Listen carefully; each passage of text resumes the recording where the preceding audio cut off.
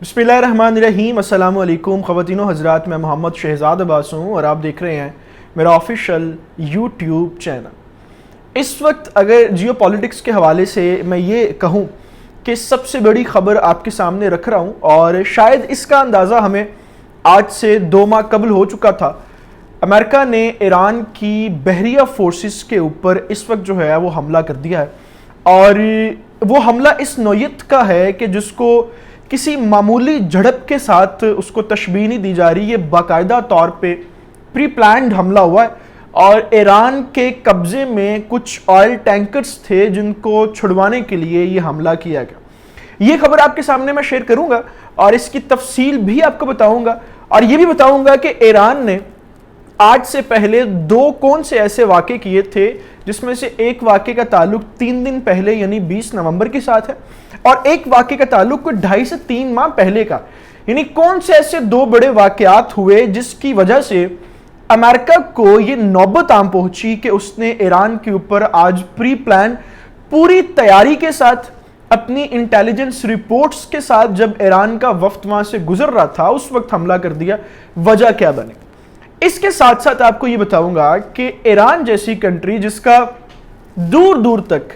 Politics के हवाले से और खित्ते की जो उसके अपने बॉर्डर्स की पॉलिटिक्स है उसके हवाले से अमेरिका के साथ कोई ऐसा इशू नहीं है, कोई ऐसा मसला नहीं है। तो फिर ईरान के ऊपर इस वक्त जितनी भी पाबंदियां हैं वो यूरोप के अंदर लग रही हों, वो ऑस्ट्रेलिया के कॉन्ट्रैक्ट्स में लग रही हों, उसके ऊपर जर्मनी या यूके बात कर रहा हो, अमेरिका जो है वो उसके अंदर अपना इंटरेस्ट क्यों शो करता है? ऐसा कौन सा खतरा है ईरान से जो अमेरिका हर मुमकिन ये कोशिश करता है कि ईरान के ऊपर पाबंदी लगाई जाए? ये भी बात आपको मैं एंड में बताऊंगा, फिर आपको सारी कहानी समझ आ सकेगी कि इस वक्त जो है कौन सी ऐसी 2 मेन वजूहात बनी हुई हैं जो इस पूरे खित्ते के अंदर पाकिस्तान के बाद ईरान के साथ इस वक्त जो है वो पाबंदियों की सबसे मेन इंटरेस्ट जो है वो अमेरिका के साथ लगी हुई है। इस वीडियो को मुकम्मल देखिएगा, और अभी तक आपने अगर हमारे चैनल को सब्सक्राइब नहीं किया तो उसको प्लीज़ सब्सक्राइब कर लें, बेल आइकन को प्रेस कर लें, क्योंकि यही एक वाहिद और आसान तरीका है आपके और हमारे साथ के बने रहने का, और इसी तरीके से हम आप तक बर वक्त ज़रूरी खबरें जो हैं वो तफसीली तौर पर रखते हैं। आज से 2.5 माह पहले पहला वाक़या एक ये हुआ कि ईरान की जो बहरिया फोर्सेस हैं उन्होंने एक कार्रवाई की। उस कार्रवाई के दौरान उन्होंने वियतनाम के कुछ ऑयल टैंकर्स थे जिनको अपने कब्जे में ले लिया, और उस कब्जे में लेने के बाद ईरान ने जब उसके ऊपर अपनी तफसील दी, जब उसकी वजाहत दी, तो बताया कि इसकी 2-3 वजह है। एक तो उन्होंने ये कहा कि इन्होंने बिन बताए हमारी जो हदूद है उसको क्रॉस करने की कोशिश की है,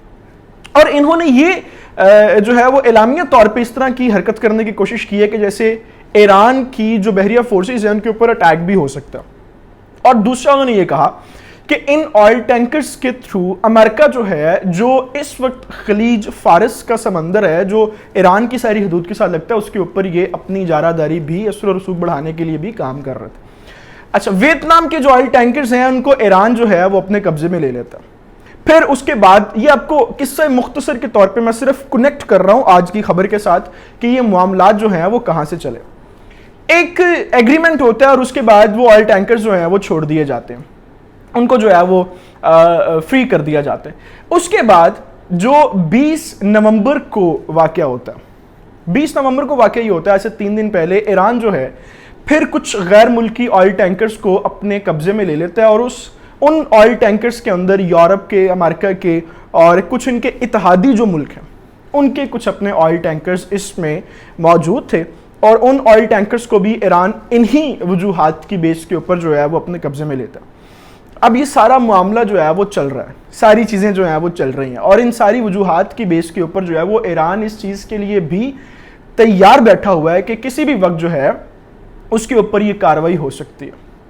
फिर आपको याद है कि आज से 3 दिन पहले जो है वो भारत के अंदर कुछ इत्तेहादी कॉन्फ्रेंसेस हुई जिसमें बिलखसूस अमेरिका के साथ जो है वो इंडिया की तरफ से, मोदी सरकार की तरफ से ये बातें कही गई कि हम इस खत्ते के अंदर अमेरिका के जितने भी दुश्मन हैं, वो चीन की सूरत में हो, वो ईरान की सूरत में हो, वो अफगान तालिबान की सूरत में हो, या वो पाकिस्तान की इस्टेब्लिशमेंट और एजेंसीज की सूरत में हो, हम अमेरिका के जो बाइडेन के साथ कंधे से कंधा मिलाकर खड़े होंगे। ये मोदी सरकार का अपना बड़ा वाज़ेह मौक़िफ़ था। اچھا پھر جیسے یہ معاملہ ہوتے ہیں 3 دن گزرتے ہیں تو امریکن جو بحریہ فورسز ہیں وہ میں اب جو ہے آج کی خبر کی طرف میں واپس جو ہے وہ لے کر آ رہا ہوں. آج جو ہے وہ ان لوگوں نے پھر اس پورے خطے کے اندر جو ریکی ہے وہ کروائی, اور عین ممکن ہے کہ خطے کی ریکی جو ہے وہ انڈین ہی کچھ جاسوسوں کی طرف سے کروائی گئی, اور اس ریکی کے بعد پری پلان جو ہے آئل ٹینکرز اور کچھ بحریہ فورسز جو ہیں ایرانی ان کے اوپر حملہ کیا گیا. اور ابھی تک کی اس ویڈیو کو ریکارڈ کرنے سے پہلے تک کی جو خبر میرے تک پہنچی ہے سورسز میں, اس میں 9 کے قریب فوجی جو ہیں وہ ہلاک ہوئے ہیں, اور ایک مکمل طور پہ جو ان کا جہاز تھا جو کروز سے کچھ کم تھا وہ بھی تباہ ہوا. اچھا یہ تو ہے جو آج کے معاملات آپ کو میں نے بتائے ہیں کہ ابھی یہ جنگ کی طرف جو صورتحال جو حملے ہونے شروع ہو گئے ہیں, اور باقاعدہ طور پہ پہلے پابندیوں کی بات ہوتی تھی, اب جو ہے وہ باقاعدہ طور پہ حملے ہونا شروع ہو گئے ہیں. اور شاید یوں لگ رہا ہے کہ امریکہ جو ہے وہ افغانستان کے اندر اپنے پیدا کردہ حالات کے بعد بھی خوش نہیں ہو سکا جو ایران کے ساتھ دوبارہ وہ یہاں پہ حملے کر کے پنگے لینا شروع ہو گیا. اب یہ ضروری کیوں ہے, اور ایران کے اوپر پابندیاں لگانے میں انٹرسٹ جو ہے وہ امریکہ اتنی کیوں شو کرتا ہے؟ دیکھیں آج سے اگر آپ 23 سال پہلے کی بات کریں تو صرف ایک آواز یہ اٹھتی تھی کہ پوری دنیا کے جتنے مسلم ممالک ہیں ان میں پاکستان صرف ایک ایسا ملک ہے جو اس وقت اٹامک انرجی اور پاور کی صلاحیت رکھتا ہے, اور یہ واحد ایک ایسا ملک ہے جو پوری دنیا کے اندر کسی طرح کے بھی ملک کو چیلنج کر سکتا ہے اور اس کے اٹیک کو کسی طرح کے بھی حملے کو جواب دے سکتا ہے. یہ بات ہضم کرتے کرتے باقی پوری دنیا کے جتنے بھی ہمارے دشمن ہیں اور اسلاموفوبیا کو فالو کرنے والے ملک ہیں ان کو ہضم کرتے کرتے 20 سال لگ گئے. اب پچھلے 2.5 سے 3 سالوں کے اندر یہ خبریں بڑی گردش کرنا شروع ہو چکی تھی کہ ایران بھی جو ہے وہ اس وقت اٹامک انرجی اور پاور کو جو ہے وہ حاصل کرنے والا شاید دوسرا مسلم ملک بن جائے. تو پہلے ہی ایک ملک ایسا تھا جس کو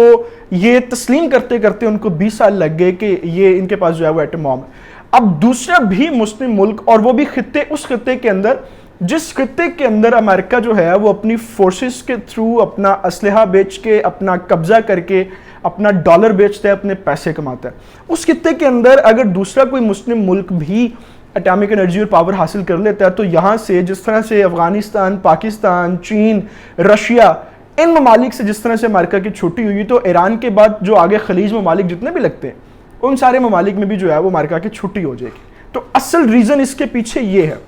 جو ایران کے اوپر بار بار پابندیوں کی بات کی جاتی ہے, بار بار جو ہے وہ ان کے اوپر یہ اس چیز کا جو ہے وہ دھمکی دی جاتی ہے کہ ہم آپ کے اوپر حملے کر دیں. کبھی اسرائیل کو آگے کیا جاتا ہے, کبھی عراق کے اندر پناہ لینے والے جتنے بھی دہشت گرد ہیں ان کو آگے کیا جاتا ہے. تو اس کے پیچھے بیس اور جو سینٹرل ایک پوائنٹ ہے وہ صرف یہی ہے. اب سوال پیدا ہوتا ہے کہ یہاں پہ پاکستان کی ذمہ داری کیا؟ میرے نزدیک میں جب ان ساری جیو پولیٹکس کو اور انٹرنیشنل ریلیشنز کو دیکھتا ہوں تو آج بھی میں اپنے اس موقف کے اوپر بڑی دلیل کے ساتھ قائم ہوں, اور میں یہ سمجھتا ہوں کہ یہ پاکستان کی اور پاکستان کے نوجوانوں کی ذمہ داری ہے کہ ہم جس طرح سے بھٹکے ہوئے ہیں اور جس طرح سے ہم تقسیم ہیں اور جس طرح سے ہم تفریق کے عمل میں پھیلے ہوئے ہیں, ہمیں چاہیے کہ ہم سب سے پہلے ایک نعرہ یہ لگائیں کہ ہم پوری دنیا میں جس طرح سے پوری دنیا کے جس طرح سے کافر اکٹھے ہو کے مسلمان ریاستوں کے اوپر اٹیک کر رہے ہیں, تو ہم مسلم امہ کا جو لفظ ہے اور اس کی جو ایک اہمیت ہے اس کو اجاگر کریں, اور اس کے بعد پاکستان کے اپنے خطے کے اندر جو اس وقت تقسیم اور تفریق عروج پر ہے,